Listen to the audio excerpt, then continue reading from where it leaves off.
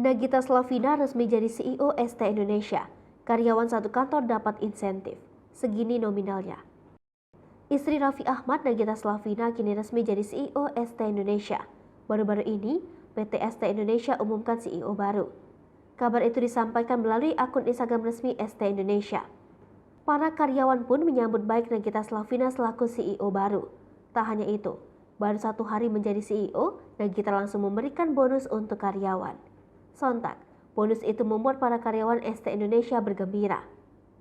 Para karyawan menyebut hari itu adalah hari pertama jadi PNS, alias pegawai Nagita Slavina, dan mendapat transfer insentif satu kantor. Para karyawan pun belak-belakan terkait nominal insentif yang didapat. Jumlahnya berbeda-beda, ada yang mendapat bonus 4,7 juta rupiah, ada juga yang mendapat bonus dengan nominal 4,2 juta rupiah. Dalam caption, akun resmi ST Indonesia itu menuliskan rasa syukur lantaran sering dikasih kejutan. Para karyawan mengaku dikasih 2 kali kejutan, yakni kemarin ada CEO baru, dan kemudian di hari selanjutnya bonus insentif meluncur ke rekening sebagai bentuk apresiasi kerja keras tim selama ini.